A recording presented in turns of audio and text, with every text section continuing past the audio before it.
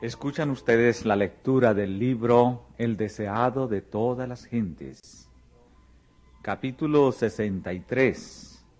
Tu rey viene.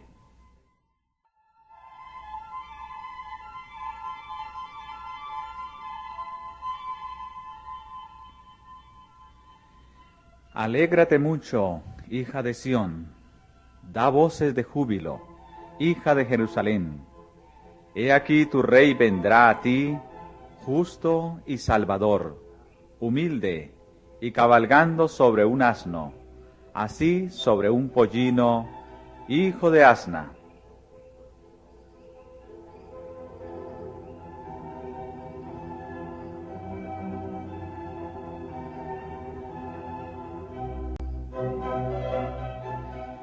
Quinientos años antes del nacimiento de Cristo, el profeta Zacarías predijo así la venida del Rey de Israel. Esta profecía se iba a cumplir ahora.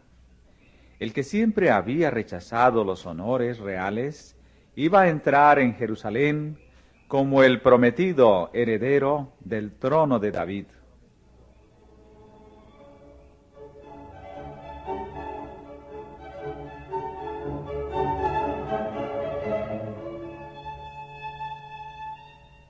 Fue en el primer día de la semana cuando Cristo hizo su entrada triunfal en Jerusalén. Las multitudes que se habían congregado para verle en Betania le acompañaban ansiosas de presenciar su recepción. Mucha gente que iba en camino a la ciudad para observar la Pascua se unió a la multitud que acompañaba a Jesús. Toda la naturaleza parecía regocijarse.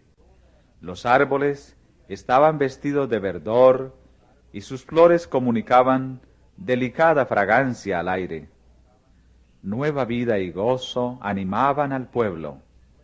La esperanza del nuevo reino estaba resurgiendo.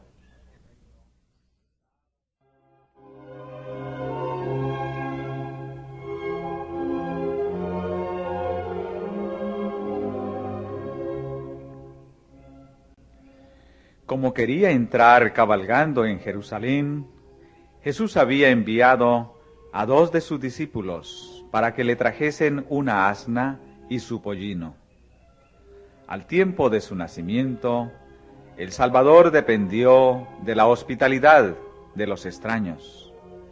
El pesebre en el cual yaciera era un lugar de descanso prestado, y ahora, aunque le pertenecían los millares de animales en los collados, dependía de la bondad de un extraño para conseguir un animal en el cual entrar en Jerusalén como su rey. Pero de nuevo su divinidad se reveló aún en las detalladas indicaciones dadas a sus discípulos respecto a su diligencia. Según lo predijo, la súplica "El Señor los ha menester" fue atendida de buena gana. Jesús escogió para su uso un pollino sobre el cual nunca se había sentado nadie. Con alegre entusiasmo, los discípulos extendieron sus vestidos sobre la bestia y sentaron encima a su maestro. En ocasiones anteriores, Jesús había viajado siempre a pie, y los discípulos se extrañaban al principio de que decidiese ahora ir cabalgando. Pero la esperanza nació en sus corazones al pensar gozosos que estaba por entrar en la capital para proclamarse rey y hacer valer su autoridad real. Mientras cumplían su diligencia, comunicaron sus brillantes esperanzas a los amigos de Jesús y, despertando hasta lo sumo la expectativa del pueblo, la excitación se extendió lejos y cerca.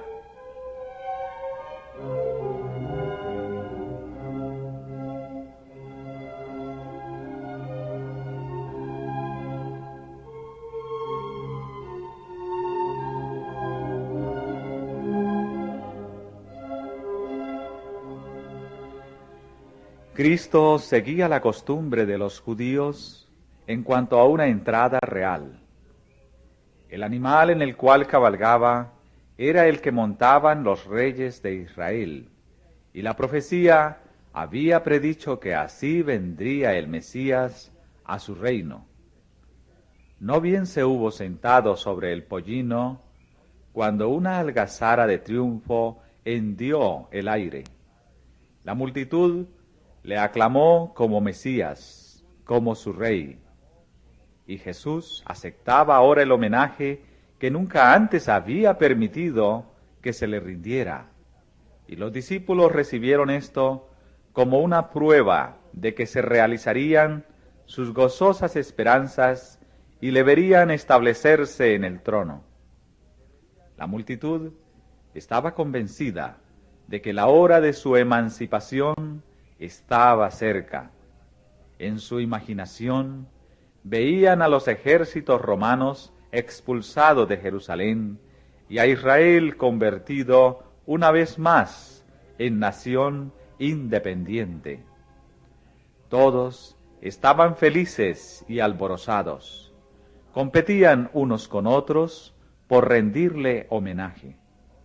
No podían exhibir pompa y esplendor exteriores, pero le tributaban la adoración de corazones felices.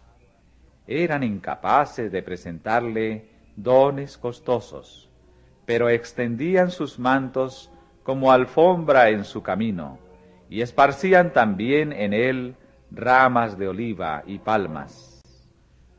No podían encabezar la procesión triunfal con estandartes reales, pero esparcían palmas, emblema natural de victoria, y las agitaban en alto con sonoras aclamaciones y hosanas.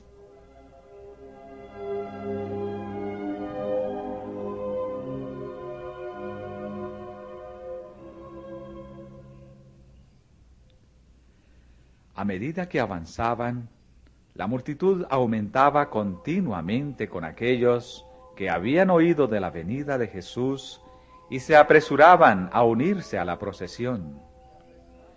Los espectadores se mezclaban continuamente con la muchedumbre y preguntaban: ¿quién es este? ¿Qué significa toda esta conmoción?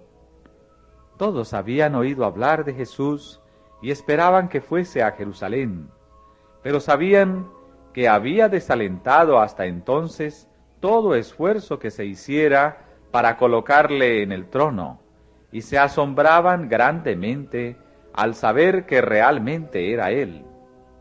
Se maravillaban de que se hubiese producido este cambio en aquel que había declarado que su reino no era de este mundo.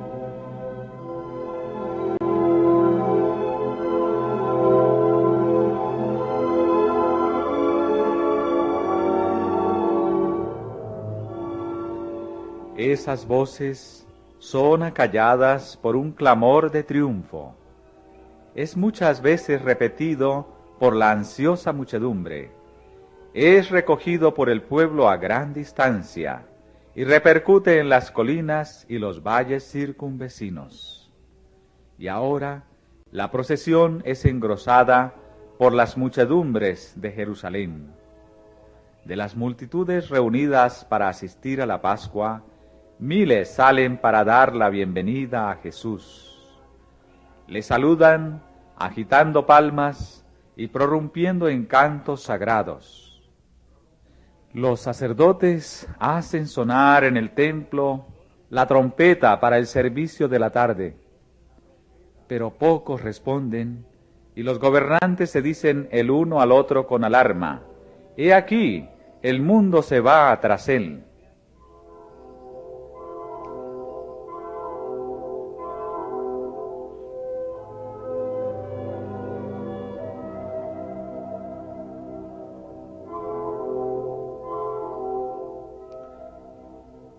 Nunca antes en su vida terrenal había permitido Jesús una demostración semejante. Previó claramente el resultado: le llevaría a la cruz. pero era su propósito presentarse públicamente de esta manera como el Redentor. Deseaba llamar la atención al sacrificio que había de coronar su misión en favor de un mundo caído. Mientras el pueblo estaba reunido en Jerusalén para celebrar la Pascua, él, el verdadero Cordero de Dios, representado por los sacrificios simbólicos, se puso aparte como una oblación. Iba a ser necesario que su iglesia, en todos los siglos subsiguientes, hiciese de su muerte por los pecados del mundo un asunto de profunda meditación y estudio. Cada hecho relacionado con ella debía comprobarse fuera de toda duda. Era necesario, entonces, que los ojos de todo el pueblo se dirigieran ahora a él. Los sucesos precedentes a su gran sacrificio debían ser tales que llamasen la atención al sacrificio mismo. Después de una demostración como la que acompañó a su entrada triunfal en Jerusalén, todos los ojos seguirían su rápido avance hacia la escena final.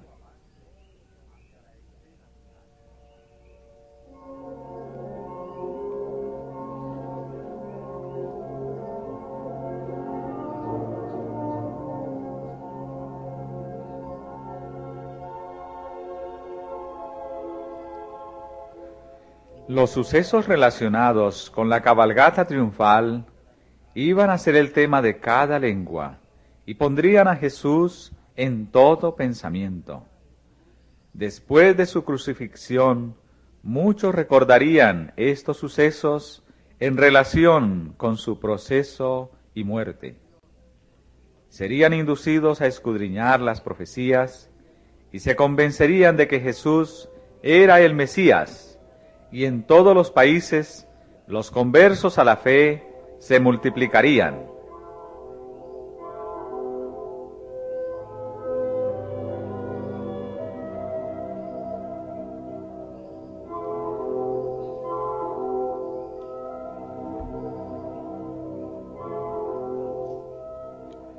En esta escena de triunfo de su vida terrenal, el Salvador pudiera haber aparecido escoltado por ángeles celestiales y anunciado por la trompeta de Dios.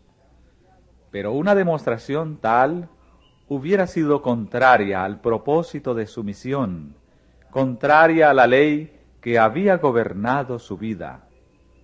Él permaneció fiel a la humilde suerte que había aceptado. Debía llevar la carga de la humanidad hasta el momento de dar su vida por la del mundo.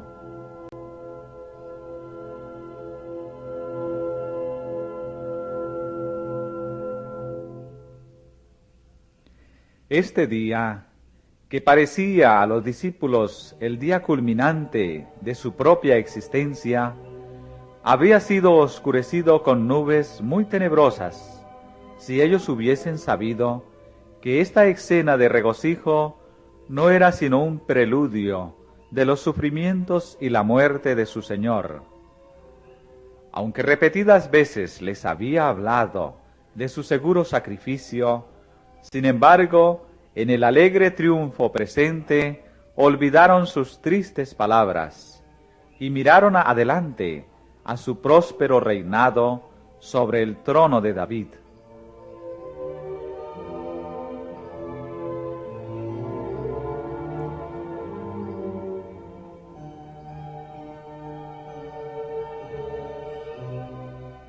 Continuamente se unía más gente a la procesión y, con pocas excepciones, todos se contagiaban del entusiasmo de la hora, para acrecentar los hosanas que repercutían de colina en colina y de valle en valle.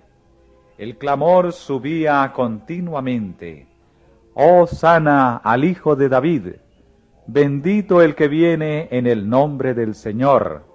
Hosana en las alturas».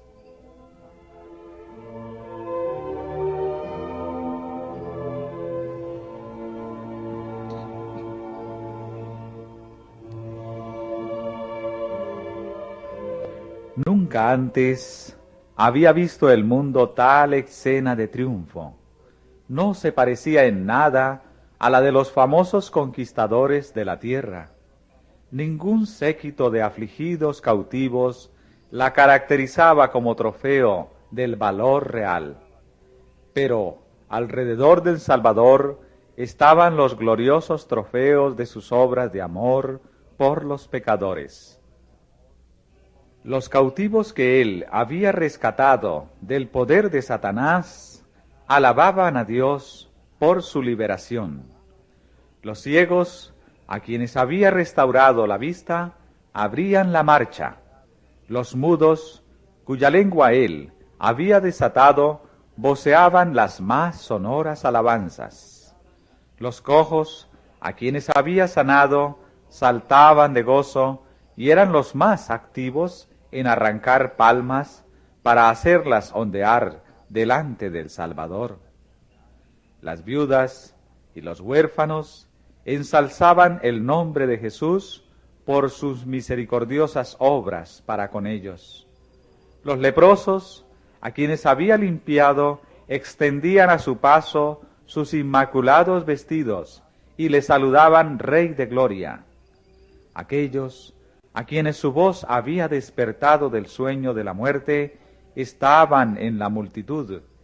Lázaro, cuyo cuerpo se había corrompido en el sepulcro, pero que ahora se gozaba en la fuerza de una gloriosa virilidad, guiaba a la bestia en la cual cabalgaba el Salvador.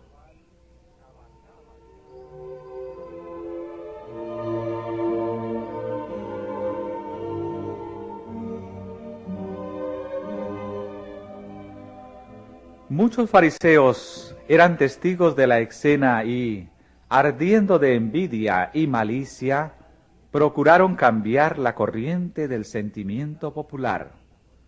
Con toda su autoridad trataron de imponer silencio al pueblo, pero sus exhortaciones y amenazas no hacían sino acrecentar el entusiasmo.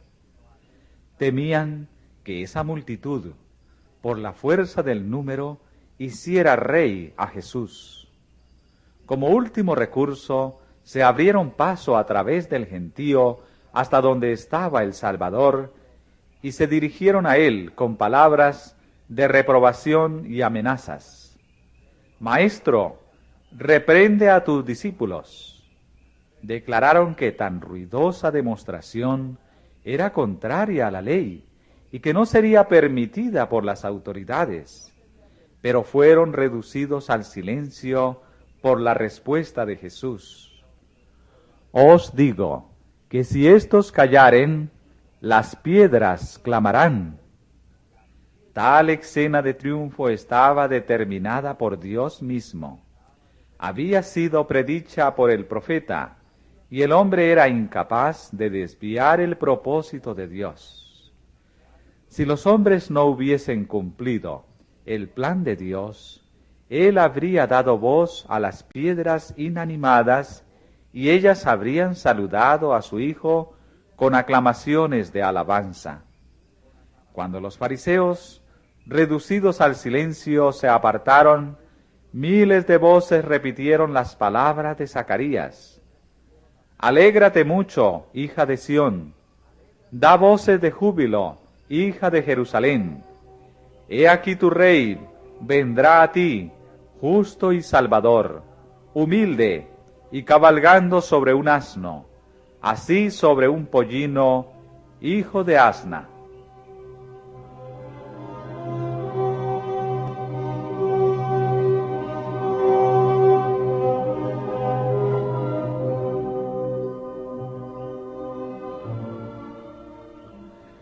Cuando la procesión llegó a la cresta de la colina y estaba por descender a la ciudad, Jesús se detuvo, y con él toda la multitud. Delante de él yacía Jerusalén en su gloria, bañada por la luz del sol poniente. El templo atraía todas las miradas. Al destacarse entre todo, con majestuosa grandeza, parecía señalar hacia el cielo como si indicara al pueblo quién era el único Dios verdadero y viviente. El templo había sido durante mucho tiempo el orgullo y la gloria de la nación judía. Los romanos también se enorgullecían de su magnificencia. Un rey nombrado por los romanos había unido sus esfuerzos a los de los judíos para reedificarlo y embellecerlo. Y el emperador de Roma lo había enriquecido con sus dones. Su solidez, riqueza y magnificencia lo había convertido en una de las maravillas del mundo.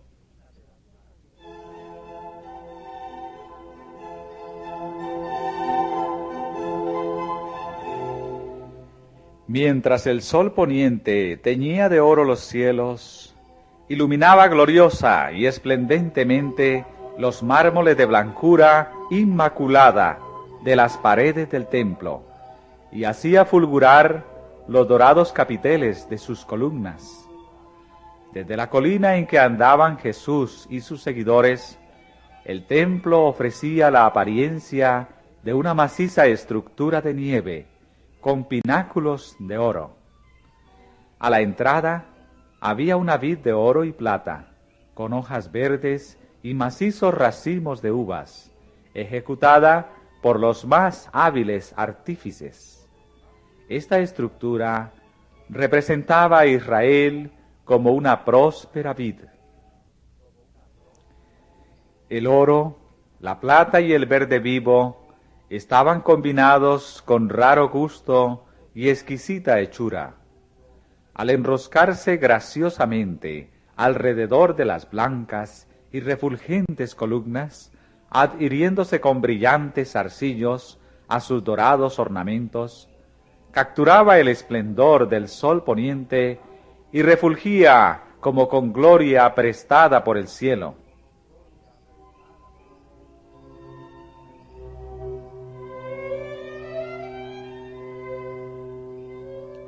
Jesús contempla la escena y la vasta muchedumbre acalla sus gritos, encantada por la repentina visión de belleza. Todas las miradas se dirigen al Salvador, esperando ver en su rostro la admiración que sentían. Pero en vez de esto, observan una nube de tristeza. Se sorprenden y chasquean al ver sus ojos llenos de lágrimas, y su cuerpo estremeciéndose de la cabeza a los pies, como un árbol ante la tempestad, mientras sus temblorosos labios prorrumpen en gemidos de angustia, como nacidos de las profundidades de un corazón quebrantado. ¿Qué cuadro ofrecía esto a los ángeles que observaban? Su amado jefe, angustiado hasta las lágrimas, qué cuadro era para la alegre multitud que con aclamaciones de triunfo y agitando palmas le escoltaba a la gloriosa ciudad, donde esperaba con anhelo que iba a reinar. Jesús había llorado junto a la tumba de Lázaro, pero era con tristeza divina por simpatía con el dolor humano. Pero esta súbita tristeza era como una nota de lamentación en un gran coro triunfal. En medio de una escena de regocijo, cuando todos estaban rindiéndole homenaje, el rey de Israel lloraba. No silenciosas lágrimas de alegría, sino lágrimas acompañadas de gemidos de irreprimible agonía. La multitud fue herida de repentina lobreguez. Sus aclamaciones fueron acalladas. Muchos lloraban por simpatía con un pesar que no comprendían.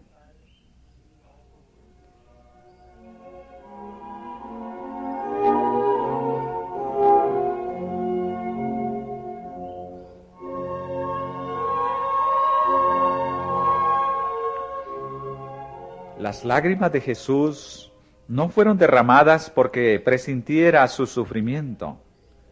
Delante de él estaba el Getsemaní, donde pronto le envolvería el horror de una grande oscuridad.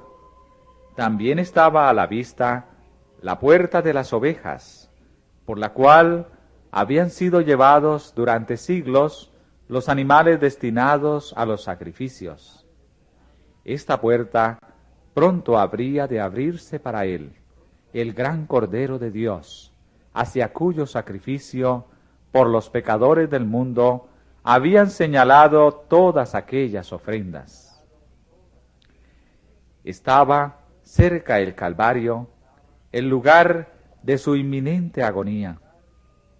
Sin embargo, no era por causa de estas señales de su muerte cruel por lo que el Redentor lloraba y gemía con espíritu angustiado. Su tristeza no era agonía. El pensamiento de su propia agonía no intimidaba a aquella alma noble y abnegada. Era la visión de Jerusalén la que traspasaba el corazón de Jesús.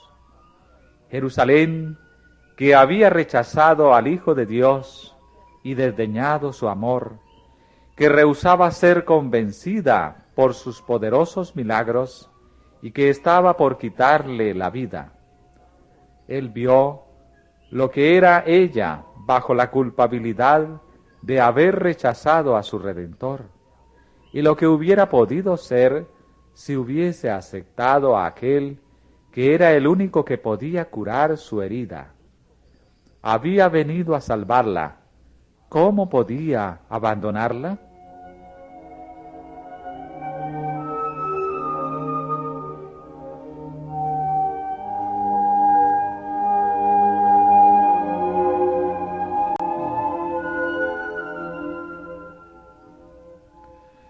Israel había sido un pueblo favorecido. Dios había hecho del templo su habitación. Era de hermosa perspectiva, el gozo de toda la tierra. Allí estaba la crónica de más de 1000 años de custodia protectora y tierno amor de Cristo, como de un padre que soporta a su único hijo. En aquel templo, los profetas habían proferido sus solemnes admoniciones. Allí se habían mecido los incensarios encendidos, de los que el incienso mezclado con las oraciones de los adoradores había ascendido a Dios. Allí había fluido la sangre de los animales, símbolo de la sangre de Cristo. Allí Jehová había manifestado su gloria sobre el propiciatorio. Allí los sacerdotes habían oficiado y habían continuado la pompa de los símbolos y las ceremonias durante siglos. Pero todo esto debía terminar.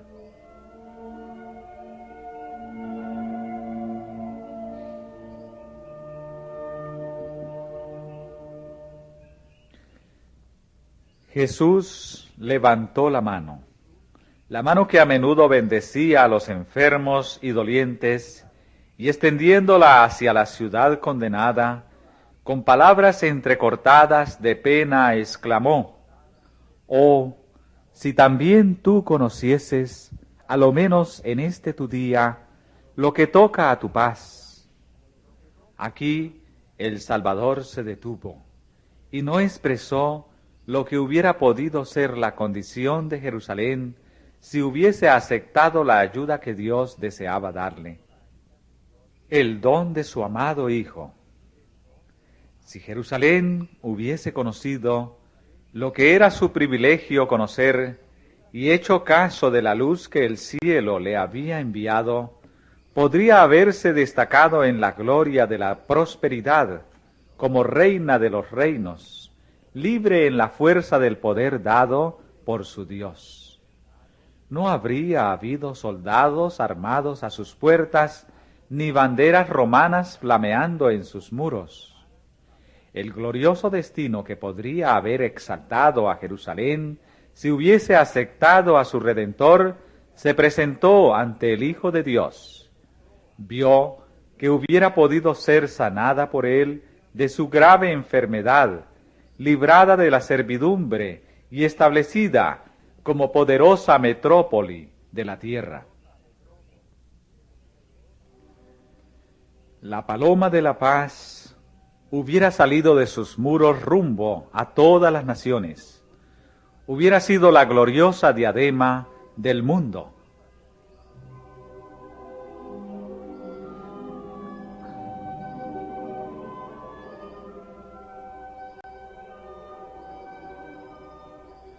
Pero el brillante cuadro de lo que Jerusalén podría haber sido se desvanece de la vista del Salvador. Él se da cuenta de que ahora está ella bajo el yugo romano, soportando el ceño de Dios, condenada a su juicio retributivo. Reanuda el hilo interrumpido de su lamentación, mas ahora está encubierto de tus ojos, porque vendrán días sobre ti que tus enemigos te cercarán con baluarte y te pondrán cerco, y de todas partes te pondrán en estrecho, y te derribarán a tierra, y a tus hijos dentro de ti, y no dejarán sobre ti piedra sobre piedra, por cuanto no conociste el tiempo de tu visitación.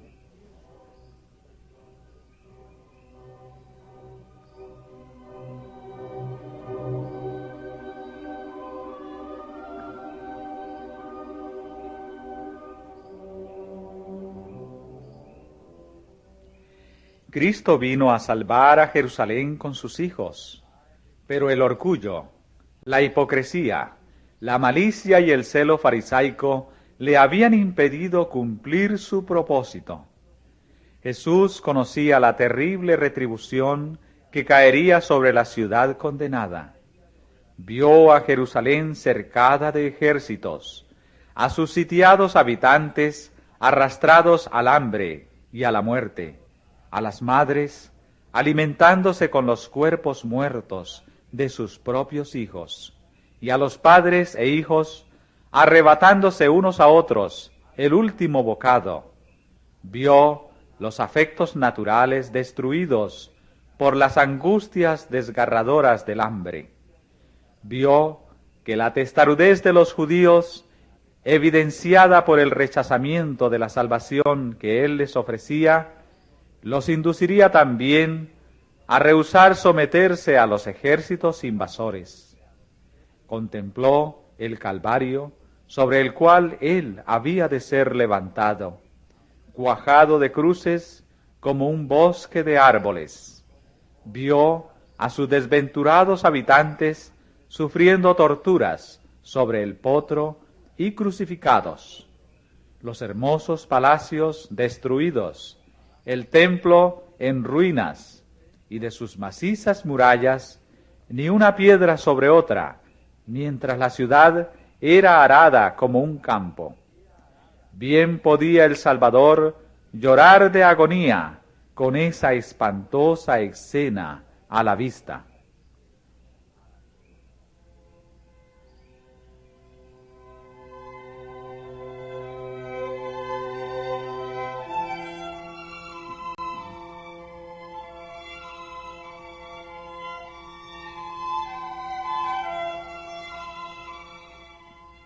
Jerusalén había sido la hija de su cuidado, y como un padre tierno se lamenta sobre un hijo descarriado, así Jesús lloró sobre la ciudad amada. ¿Cómo puedo abandonarte? ¿Cómo puedo verte condenada a la destrucción? ¿Puedo permitirte colmar la copa de tu iniquidad? Un alma es de tanto valor que, en comparación con ella, los mundos se reducen a la insignificancia, pero ahí estaba por perderse una nación entera. Cuando el sol, ya en su ocaso, desapareciera de la vista, el día de gracia de Jerusalén habría terminado. Mientras la procesión estaba detenida sobre la cresta del Monte de las Olivas, no era todavía demasiado tarde para que Jerusalén se arrepintiera. El ángel de la misericordia estaba entonces plegando sus alas para descender por los escalones del trono de oro a fin de dar lugar a la justicia y al juicio inminentes. Pero el gran corazón de amor de Cristo todavía intercedía por Jerusalén, que había despreciado sus misericordias y amonestaciones, que estaba por empapar sus manos en su sangre. Si quisiera solamente arrepentirse, no era aún demasiado tarde. Mientras los últimos rayos del sol poniente se demoraban sobre el templo, las torres y cúpulas, ¿no la guiaría algún ángel bueno al amor del Salvador y conjuraría su sentencia?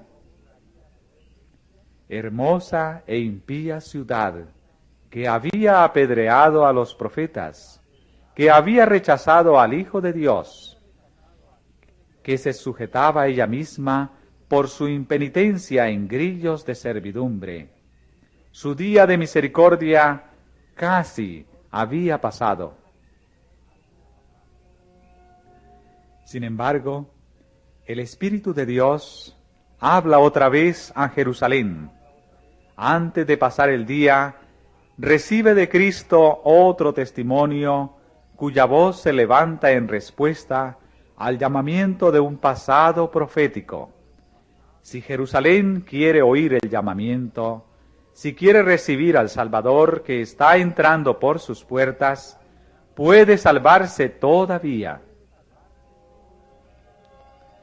Los gobernantes de Jerusalén han recibido informes de que Jesús se aproxima a la ciudad con un gran concurso de gente, pero no dan la bienvenida al Hijo de Dios. Salen con temor a su encuentro, esperando dispersar la multitud.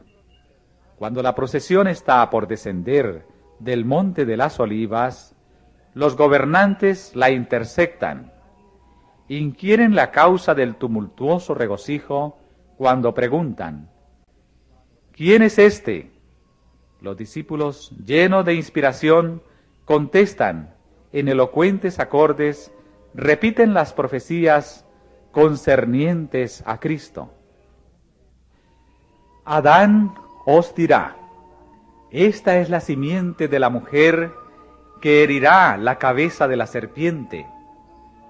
Preguntadle a Abraham, quien os dirá: es Melquisedec, rey de Salem, rey de paz. Jacob os dirá: es Siloc, de la tribu de Judá. Isaías os dirá: Emmanuel, admirable, consejero, Dios fuerte, Padre eterno, príncipe de paz. Jeremías os dirá: la rama de David, Jehová, justicia nuestra. Daniel os dirá: es el Mesías. Oseas os dirá: es Jehová, Dios de los ejércitos, Jehová es su memorial. Juan el Bautista os dirá: es el Cordero de Dios, que quita el pecado del mundo. El gran Jehová ha proclamado desde su trono: este es mi Hijo amado. Nosotros, sus discípulos, declaramos: este es Jesús, el Mesías, el príncipe de la vida, el redentor del mundo. Y el príncipe de los poderes de las tinieblas lo reconoce, diciendo: sé quién eres, el Santo de Dios.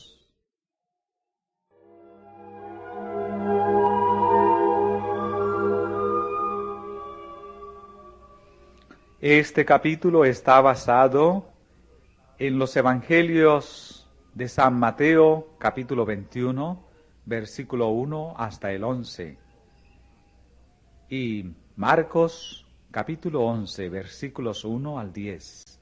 También Lucas 19, versículos 29